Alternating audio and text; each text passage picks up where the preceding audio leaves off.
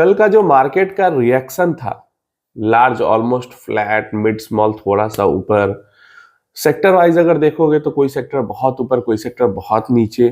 तो stock market को अगर देखें कि परफॉर्मेंस को कल के दिन की, तो ऐसा लगता है कि जैसे स्टॉक मार्केट को बजट पसंद नहीं आया।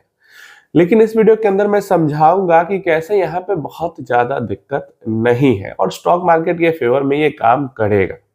बस समझना, वीडियो पूरा देखना तो ये चीजें समझ में आएंगी, आपको आपके इन्वेस्टमेंट में भरोसा बढ़ेगा। तो ये इसलिए वीडियो को जरूर आगे देखना। अभी इस चीज को समझो कि बजट जो था वो अच्छा था। अगर कैपेक्स को थोड़ा सा लिमिट बढ़ाते ये लोग तो ये बहुत ही जबरदस्त बजट हो जाता, लेकिन अभी भी बजट बहुत अच्छा था क्योंकि यहाँ पे कैपिटल एक्सपेंडिचर में इन्होंने बहुत ज्यादा डिक्रीज नहीं किया। मतलब इनसेन डिक्रीज यहाँ पे नहीं हुआ, लगभग कह सकते हो एक तरीके से बराबर ही है, बहुत ज्यादा डिक्रीज यहाँ पे नहीं हुआ है। जो इन्होंने इनकम टैक्स में रिबेट दिया है, अब देखो कई लोग इसमें भी कंफ्यूज है। देखो न्यू टैक्स रेजिमे में आप किसी भी तरीके का काम करते हो 12 लाख रुपए तक आपको छूट मिलेगी। छूट ये मिलेगी जैसे 0 से 4 लाख 0% हो जाता है, उसके बाद जो 4 से 8 और 8 से 12 में जो परसेंटेज टैक्स का है वो आपको रिबेट की तरह छूट मिल जाती है। तो कुछ भी करते हो 12 लाख तक की छूट मिलेगी। और अगर आप सैलरीड एम्प्लॉयड हो तो ऊपर से 75,000 का आपको डिडक्शन, स्टैंडर्ड डिडक्शन अलग मिलेगा। तो 12.75 लाख तक हर कोई टैक्स फ्री है। अब सरकार का जो अनुमान है, अब इससे क्या बेनिफिट है ये समझो। सरकार का जो अनुमान है कि ये 12 लाख रुपए तक जो टैक्स फ्री किया गया है, 1 से 1.5 लाख करोड़ रुपए का जो घाटा है सरकार को डायरेक्ट जो इनकम टैक्स में आता था वो लगेगा 12 लाख रुपए तक टैक्स फ्री करने से। ठीक है, 1 से 1.5 लाख करोड़। फिर भी उन्होंने इसको किया। इससे फायदा क्या है ये समझो। लगभग 80,000 रुपए की सबको अभी बेनिफिट हो रहा है। यहाँ पे सिर्फ 12 लाख तक वाले को ही नहीं 80,000 का बेनिफिट हो रहा है, इससे ऊपर 16 लाख वाले स्लैब में जो है उसको भी, 20 लाख वाले में है उसको भी, 25 लाख वाले में है उसको भी। तो लगभग 80,000 से लेके 1 लाख तक का प्रॉफिट हर टैक्स स्लैब वाले को मिल रहा है। तो जिससे यहाँ पे वही 1 से 1.5 लाख करोड़ का जो सरकार को है घाटा होगा डायरेक्ट टैक्सेस में। अब ये जो 1 से 1.5 लाख करोड़ है वो कहां जाएगा ये समझो। उन्होंने सीधा बता दिया आपको 1 से 1.5 लाख करोड़ का घाटा होगा, लेकिन घूम के अब समझो इस चीज को कि आजकल लोगों की जिंदगी ईएमआई पे ही कट रही है। अब 80,000 रुपए, 80,000 से 1 लाख रुपए तक का जो बेनिफिट मिल रहा है सब लोगों को, उसमें से 50,000 भी वो ईएमआई में झोंक देते हैं। तो कितना ज्यादा टोटल पैसा जाएगा मार्केट के अंदर में, इकोनॉमी के अंदर में, अगर वो 50,000 60,000 की ईएमआई, चाहे गाड़ी खरीदने के लिए हो, घर खरीदने के लिए हो, या फिर मान लो वो नॉर्मल डायरेक्टली ही खर्च कर रहे हैं किसी दूसरे कंज्यूमर सेक्टर में, तो कितना ये फायदा होगा। जब लोग इस पैसे को खर्च करेंगे, कंज्यूम करेंगे, तो वहां पे जीएसटी के रूप में सरकार को ये टैक्स के रूप में पैसा जाएगा। उसके बाद क्योंकि कंपनीज के प्रोडक्ट परचेज कर रहे हैं लोग यहाँ पे, तो कंपनीज का फायदा होगा, उनके प्रोडक्ट्स ज्यादा बिकेंगे, उनको ज्यादा प्रॉफिट होगा। उनको ज्यादा प्रॉफिट होगा तो वो फिर अपने प्रॉफिट में से सरकार को ज्यादा टैक्स देंगे। प्लस डिमांड उनके प्रोडक्ट की ज्यादा होगी तो हो सकता है वो कैपेक्स करे, मतलब प्राइवेट कैपेक्स में बढ़ावा आए। हो सकता है इसको लेकर जॉब क्रिएशन हो, क्योंकि डिमांड बढ़ेगी तो कंपनीज भी अपने आप को बड़ा करना चाहेंगी ना। तो कैपेक्स, जॉब क्रिएशन, ये सब हो सकता है। देखने में हमें लग रहा है कि 12 लाख तक की छूट ही तो मिली है, लेकिन इसका राउंड इफेक्ट जो है वो पूरे इकोनॉमी में काफी अच्छा जाएगा। अब स्टॉक मार्केट को ये बजट इसलिए पसंद नहीं आया है क्योंकि डायरेक्ट स्टॉक मार्केट को लेकर कोई यहाँ पे बड़ी न्यूज नहीं आई है।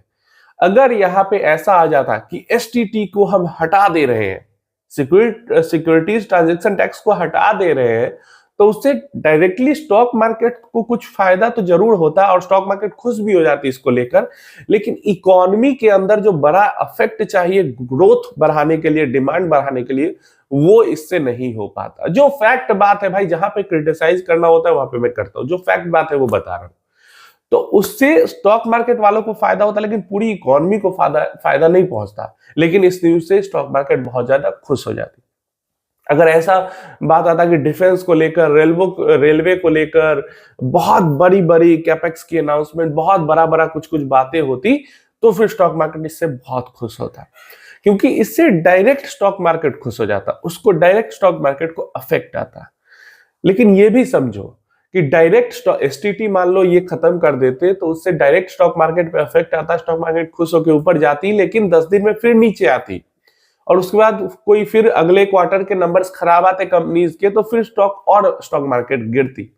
लेकिन अभी जो सरकार ने कदम उठाया, इससे हो सकता है अभी मतलब शॉर्ट टर्म में स्टॉक मार्केट ज्यादा खुश नहीं हो रही है, लेकिन हो सकता है अगले हफ्ते में और गिरावट हो जाए। लेकिन जब अगले क्वार्टर के कंपनीज के नंबर्स आएंगे, तो इस डिसीजन के कारण वो जो नंबर आएंगे क्वार्टरली वो अच्छे आएंगे, और वो नंबर अच्छे आएंगे तो स्टॉक मार्केट उसके ऊपर बिहेव करेगा।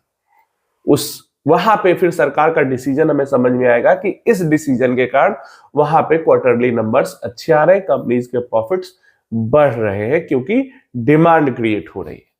यही कैपेक्स अनाउंस करती सरकार, तो इकोनॉमी के अंदर उसका जो असर है वो 1 साल 2 साल में देखने को मिलता। समझ रहे हो? अगर ज्यादा कैपेक्स करती तो ईयर ऑन ईयर में हमें बेनिफिट देखने को मिलता 3 4 5 क्वार्टर बाद, तो तब तक मार्केट का बुरा हाल रहता। अगर एसटीटी एलटीसीजी को लेकर डिसीजन लेती तो फटाक से क्विक स्टॉक मार्केट में एक्शन दिखता, फिर स्टॉक मार्केट शून्य हो जाता।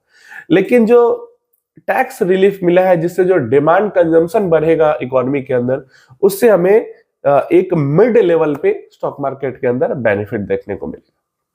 तो ये चीज है, और मैं यही मानता हूं कि भले ही शॉर्ट टर्म में स्टॉक मार्केट को ये बजट पसंद नहीं आया है, लेकिन जैसे ही क्वार्टरली अगले क्वार्टर्स के नंबर्स जब कंपनीज रिलीज करना शुरू करेंगी, तो स्टॉक मार्केट को कुछ बेहतर तरीके से ये बजट समझ में आएगा, और वहां पे हमें भी एज ए इन्वेस्टर समझ में आए कैसे अभी का लिया गया डिसीजन वहां पे बेनिफिट कर रहा है। मेरी तो यही थिंकिंग है। आप अपनी राय इसके बारे में जरूर बताना। अब यहाँ पे कई लोग हैं भाई, कुछ भी कर लो ना वो परेशानी रहने वाले। कुछ लोग कह रहे हैं अब तो 8th पे कमीशन आने वाला है, 12 लाख तक फ्री भी कर दिए तो क्या होगा, अब तो हमारी सैलरी 1 लाख से ऊपर चली जाएगी। तो मुझे ये समझ में नहीं आता, जब 7 लाख तक भी फ्री था तो क्या कम टैक्स आपको लग रहा था, और 12 लाख तक जब फ्री होगा तो अब आपको ज्यादा टैक्स लगेगा? क्या लोगों की माइंडसेट है, ये हमें समझ में नहीं आता। और इंडिया के अंदर, हमारे भारत देश के अंदर 1 लाख रुपए महीना से ज्यादा कितने लोग कमा रहे हैं? क्या सब लोग सरकारी नौकरी में ही है? सबको 8th पे कमीशन का फायदा मिलेगा? एवरेज सैलरी तो भाई अभी भी आपकी 20,000 25,000 की एवरेज सैलरी भी नहीं है हमारे देश के अंदर में।